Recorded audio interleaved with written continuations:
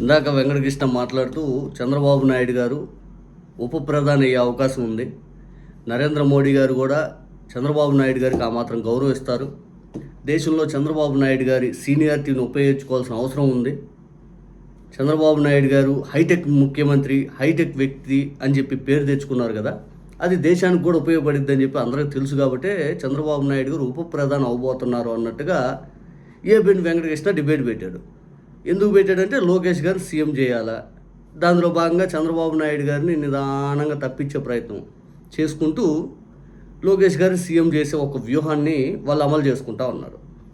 వాస్తవానికి చంద్రబాబు నాయుడు గారి పెట్టే జాకీలు నిజమో కాదో, అసలు టీడీపీకి కేంద్రం లెవెల్లో అంత ఉందో లేదో క్లియర్గా మాట్లాడుకుందాం. 2014లో చంద్రబాబు నాయుడు గారు ఎన్డీఏ కూటమిలో భాగస్వామి, కానీ మద్దతు చంద్రబాబు నాయుడు గారు ఇవ్వకపోయినా ప్రభుత్వం నిలబడింది.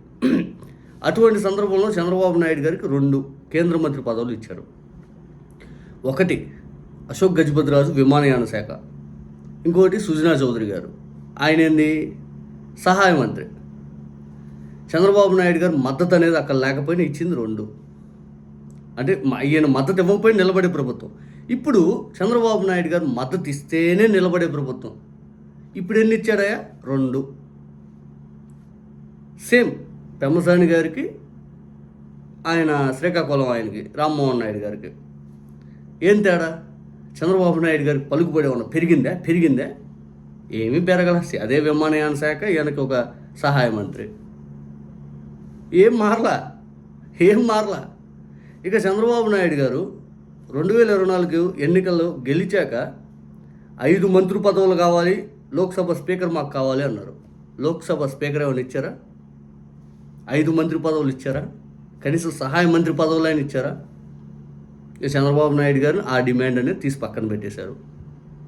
ఇక చంద్రబాబు నాయుడు గారు అమరావతికి నిధులు కోట్లు వచ్చేస్తాయి, ఇంకా కనకవర్షం కురిపిస్తారు, మనం ఇచ్చే ప్రభుత్వం కదా, అక్కడ మనం మద్దతు ఇస్తే నిలబడిన ప్రభుత్వం కదా, వచ్చేసినాయి అన్నారు. వచ్చినాయా? 15,000 కోట్లు అడ్డగుండా అప్పిచ్చే బాధ్యత మనం కట్టాల్సింది. మళ్ళీ అది ₹1 విధించాల. స్టీల్ ప్లాంట్ ప్రైవేటైజేషన్ కేంద్ర ప్రభుత్వం తరపున ఏమన్నా వచ్చిందే? ఆ ప్రైవేటైజేషన్ మేము ఆపేస్తామని చెప్పి వీళ్ళు ఏమైనా తేగలరా? తేల. అమరావతి బిల్లు పాస్ చేపిస్తాం పార్లమెంట్లో, ఇంకా క్యాపిటల్ ఇదే, ఏకైక రాజధాని అమరావతి బిల్లు కూడా పెట్టిస్తున్నాం మేము అని చెప్పి చెప్పారు. ఏమన్నా అయిందే? అవ్వాల. కేంద్రం లెవెల్లో పోలవరానికి సంబంధించి పనులు స్పీడప్ అయ్యే పనులు ఏమన్నా చేశారా? మనం ఇచ్చే మద్దతుతో నిలబడిన ప్రభుత్వం కదా, లేదు. పోనీ చంద్రబాబు నాయుడు గారు ఇప్పుడు కాకపోయినా అప్పట్లో ఏమన్నా సాధించారా అంటే ప్రత్యేక హోదా తేలాపోయారు, అమరావతికి అప్పుడు కూడా నిధులు తేలాపోయారు. సేమ్ వాళ్ళు ఇదిగో ఇంత ప్యాకేజ్ ఇస్తాం పోండి అంటే ఓకే సార్ ప్యాకేజ్ ఇవ్వండి అని చెప్పి చంద్రబాబు నాయుడు గారు తెచ్చుకునే ప్రయత్నం చేశారు. ఆ తర్వాత ఇక్కడ రాష్ట్రంలో చంద్రబాబు నాయుడు గారి పైన తీవ్రమైన వ్యతిరేకత వచ్చేలేక ఒకసారిగా ఇంకా బీజేపీని ఎన్ని కావాలంటే అది తిట్టేసి బయటకు వచ్చారు. కాంగ్రెస్ దగ్గరికి వెళ్తారు. ఆ తర్వాత నరేంద్ర మోడీ గారిని వ్యక్తిగతంగా తిట్టించారు. అమిత్ షా గారు తిరుపతి వస్తే రాళ్ళు లేపించారు. అసలు ఎంత క్లారిటీ ఎందుకు? నరేంద్ర మోడీ గారికి అమిత్ షా మధ్యకి చంద్రబాబు నాయుడు గారిని తీసుకెళ్తారా ఉప ప్రధానిగా? నెంబర్ 2 గేమ్ చంద్రబాబు నాయుడు గారు అవుతారా? అంత సీన్ లేదు. నరేంద్ర మోడీ గారు అమిత్ షా గారి మధ్య అద్వానీ గారినే ఉంచాల. ఈయన ఉంటాడా? ఇదే 2017లో ఉప ప్రధానిగా చంద్రబాబు నాయుడు గారు అని చెప్పి ఆంధ్రజ్యోతులు ఇంతంత ఆర్టికల్స్ రాశారు, అంత ఎక్స్ట్రాలతోటి. ఇదే ఆంధ్రజ్యోతిలో వెంకయ్య నాయుడు గారిని ఉద్దేశిస్తూ రేపు ప్రెసిడెంట్ చేయకపోతే మా సౌత్ ఇండియాని మాకు ఇచ్చేయండి అని చెప్పి వెంకటకృష్ణ అన్నాడు. సౌత్ ఇండియా ఇచ్చేశారు. ప్రెసిడెంట్ ఆఫ్ ఇండియాగా వెంకయ్య నాయుడు గారిని కాకుండా ఇంకొకరిని చేసేశారు. వెంకయ్య నాయుడు గారిని తీసుకొచ్చి నెల్లూరులో కూర్చోబెట్టారు. ఏమొచ్చింది మీ ఆనందం, మీ మాటలు తప్పితే? ఇప్పుడేమన్నా వైస్ ప్రెసిడెంట్ చేసే అవకాశం ఉందా అంటే అది లేదు. మొన్న రాధాకృష్ణన్ గారికి ఇచ్చారు. అసలు ప్రెసిడెంట్గా ముర్ము గారి తర్వాత చంద్రబాబు నాయుడు గారికి అస్సలు ఇవ్వరు వాళ్ళు. బికాజ్ ఎందుకంటే వాళ్ళు ఒక పదవి వీళ్ళకి ఇచ్చి నార్త్ ఇండియాలో ఇంకోటి తీసుకునే రకాలు, అది ఇవ్వరు. ఉప ప్రధాని అనేది నరేంద్ర మోడీ గారి దగ్గర కుర్చీకి ఏదైతే ఉందో ఇబ్బంది అస్సలు పెట్టుకోడు. ఆయన రాజకీయ వ్యూహాల ముందు అసలు పెట్టుకోడు. కానీ ఇన్ని చెప్పినా ఎంత చేస్తున్నా మీరు ఏదైతే మీ వితండవాదం, మీ ఊకదంపుడు ఉపన్యాసాలు ఏవైతే ఉన్నాయో అవన్నీ టైం వేస్ట్ తప్పితే ఏమీ లేవు.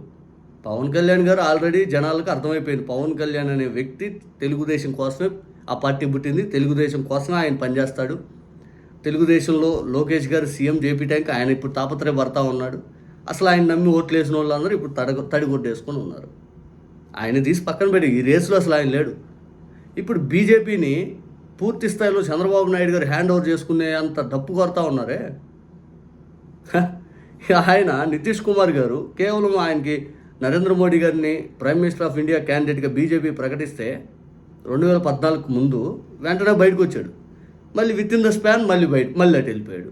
ఆయన ఒక్కసారి ద్రోహం చేసింది నరేంద్ర మోడీ గారికి, 10 సార్లు చేయలే బీజేపీకి.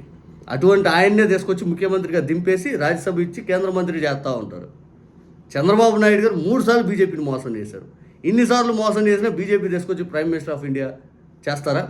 Deputy prime minister of India అసంభవం ఏంటంటే, కాకపోతే కేంద్ర మంత్రిగా మాత్రం చంద్రబాబు నాయుడు గారికి అవకాశం ఇచ్చే అవకాశం ఉంటుంది.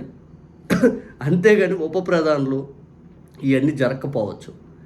అసలు నాకు తెలిసినంత వరకు నరేంద్ర మోడీ గారు అమిత్ షా గారి మధ్యన చంద్రబాబు నాయుడు గారిని అసలు తెసపోరు.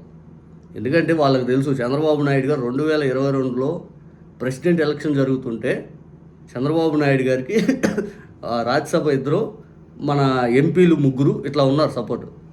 ఎమ్మెల్యేలు ఒక 20 మంది 23 మంది. కనీసం చంద్రబాబు నాయుడు గారు ఫోన్ చేసి అయ్యా మీ మద్దతు మాకు ఇవ్వండి అని అడగల. చంద్రబాబు నాయుడు గారే కిషన్ రెడ్డి గారి ద్వారా అమిత్ షా గారి దగ్గరికి వెళ్ళి మేము మద్దతు ఇస్తామని చెప్పి పిలవని పేరంటానికి వెళ్ళి చంద్రబాబు నాయుడు గారు మద్దతు ఇచ్చారు. ఇక జగన్మోహన్ రెడ్డి గారికి ఆడెంత పలుకుబడి ఉంది ఇంకొక ఎగ్జాంపుల్ చెప్తా. జగన్మోహన్ రెడ్డి గారికి ఉంది 4 ఎంపీలు, ఏది లోక్సభలో. రాజ్యసభలో 7. ఈ 7, 4, 11. ఈ 11 ఎంపీల కోసం స్పెషల్గా ఏదైతే రాజ్నాథ్ సింగ్ గారు ఫోన్ చేసి మా మద్దతు ఇవ్వండి అని అడిగాడు. ఇక చంద్రబాబు నాయుడు గారికి జగన్మోహన్ రెడ్డి గారికి 2 ఎంపీలు తేడా. ఈలోపే రాజ్యసభకి ఫోన్ చేసి అడిగాడంటే ఇంక అర్థం చేసుకోండి. అదే ఈ ఉపరాష్ట్రపతి ఎన్నికలకి చంద్రబాబు నాయుడు గారికి కనీసం ఫోన్ కూడా చేయలే. రెండింటి మధ్య చాలా తేడా ఉంటుంది. ఈ 5 డిమాండ్లు చంద్రబాబు నాయుడు గారిని మోడీ గారి దగ్గర పెట్టిన ప్రతిసారి చంద్రబాబు నాయుడు గారు ఫెయిల్. 1, ప్రత్యేక హోదా అలాగే చేశారు, అమరావతి నిధులు అలాగే చేశారు, 5 మంత్రి పదవులు, ఒక రాజ్యసభ అంటే అలాగే చేశారు. ఇప్పుడు గెలిచాక అమరావతిలో నిధులు అంటే అలాగే చేశారు, అమరావతి బిల్లు పాస్ అంటే అలాగే చేశారు. ఎన్ని డిమాండ్లు పెట్టినా చంద్రబాబు నాయుడు గారికి మోడీ చేయొత్తంటే ఈయన దేశం పోయి ఉప ప్రధాని ఇస్తారని ఎలా అనుకున్నారు? అమిత్ షా గారే చెప్పారు ఎన్నికల కంటే ముందు ఒక ఇండియా టుడేకి ఇచ్చిన ఇండియా టుడే కాన్క్లేవ్లో.